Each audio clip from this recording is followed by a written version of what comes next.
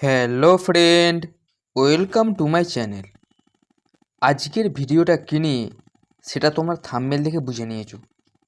তোমাদের কিছুদিনের মধ্যেই কাউন্সেলিং শুরু হতে চলেছে। এরপর তোমাদের যেটা করতে হবে সেটা হলো চয়েস ফিলিং। এই চয়েস ফিলিংটা খুব ভাইটাল একটা ব্যাপার। দেখবে তোমার কোনো ফ্রেন্ড বেশি র্যাঙ্ক করে সরকারি কলেজে চান্স পেয়ে যাচ্ছে, আর তুমি কম র্যাঙ্ক করে সরকারি কলেজ পাচ্ছ না। তাই চয়েস ফিলিংটা কীভাবে করবে, কিভাবে কলেজ সাজাবে, তাই এই ভিডিওর মাধ্যমে জানতে পারবে। চয়েস ফিলিংটা খুব বুঝে শুনে করতে হবে। তাই চয়েস ফিলিং লক করার আগে তোমাদের ভালোভাবে চেক করে নিতে হবে, যাতে পরবর্তী দিনে পস্তাতে না হয় যে যদি চয়েস ফিলিংটা ভালোভাবে করতাম তাহলে একটা ভালো সরকারি কলেজে চান্স পেয়ে যেতাম বা ভালো একটা সরকারি কলেজ দিকে পড়তে পারতাম। তাই আর দেরি না করে দেখে নেব কিভাবে চয়েস ফিলিং করবে। তোমাদের বোঝানোর জন্য জাস্ট 5টা কলেজকে সাজিয়ে নিয়েছি। ধরো তোমার র্যাঙ্ক হয়েছে 1000-এর একটু বেশি। তোমার ইচ্ছা SSKM hospital, Kolkata medical college, এনআরএসএতে পড়ার ইচ্ছা আছে। তবে তোমাকে এটাও ভাবতে হবে যে আমার আগে যারা র্যাঙ্ক করেছে তাদেরও সেম চয়েস ওই কলেজগুলি, তাদের র্যাঙ্ক হয়েছে 1000-এর নিচে। এবার ধরো তুমি শুধু 3টে কলেজ চয়েসেতে দিলে, SSKM hospital, Kolkata medical college, NRS medical college, আর তোমার র্যাঙ্ক হয়েছে 1000-এর বেশি। তোমার র্যাঙ্ক আসার আগেই ওই কলেজগুলো ফিল আপ হয়ে গেল, তাহলে তুমি ওই কলেজগুলো আর পেলে না।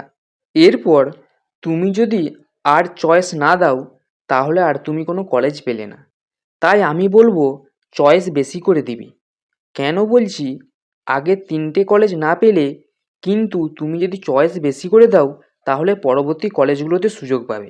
মানে বোঝাতে চাইছি, তোমার যে র্যাঙ্ক হয়েছে সেই র্যাঙ্কেতে মালদা মেডিকেল কলেজেতে গিয়ে থামলো, ব্যাস তুমি মালদা মেডিকেল কলেজ পেয়ে গেলে।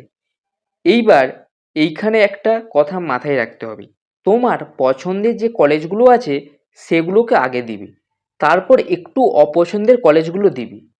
তুমি যদি প্রথমেই বার্নপুর হসপিটাল দিয়ে দাও, সেইখানে ফি স্ট্রাকচার এমনি অন্যান্য গভর্নমেন্ট কলেজগুলোর থেকে বেশি, তাহলে ওই কলেজেতে যদি চান্স পেয়ে যাও তাহলে ওই কলেজেতেই অ্যাডমিশন নিতে হবে, কিছু করার থাকবে না। তাই এই কলেজগুলোকে শেষের দিকে রাখবে। যাদের র্যাঙ্ক 4000-এর বেশি তারা সব সরকারি কলেজগুলো দিবে। প্রথমে তোমাদের পছন্দের কলেজগুলো দিবে, তারপর শেষে ESI hospital, Burnpur hospital, Kalna হসপিটালগুলো রাখবে। তোমরা একটা খাতাতে আগে সাজিয়ে নিবে পছন্দের কলেজগুলো, তারপর সেগুলো চয়েসেতে দিবে। আপগ্রেডেশনটা কী বা আপগ্রেডেশন ব্যাপারটা কী? ধরো তুমি বর্ধমান মেডিকেল কলেজ পেলে, কিন্তু তোমার ইচ্ছা আছে এসএসকেএম হসপিটালেতে পড়ার, তাহলে তুমি কী করবে? আপগ্রেডেশনে দিবে। আপগ্রেডেশন কখন হয়? তোমার আগের যে কলেজগুলো আছে, ধরো তুমি বর্ধমান মেডিকেল কলেজ পেয়েছো কিন্তু তোমার আগে 3টে কলেজ আছে, তাহলে সেই 3টে কলেজে তুমি চান্স পাওয়ার তোমার সুযোগ রয়েছে যদি সেই কলেজগুলোতে সিট ফাঁকা থাকে। এইটা হচ্ছে আপগ্রেডেশন। তোমাদের যদি কোনো প্রশ্ন থেকে থাকে তাহলে অবশ্যই কমেন্ট করে জানাবে।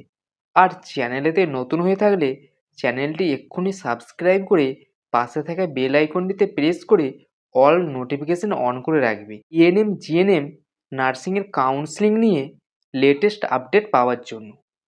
আজ এই পর্যন্তই, দেখা হবে পরবর্তী ভিডিওতে। সবাই ভালো থেকো এবং সুস্থ থেকো।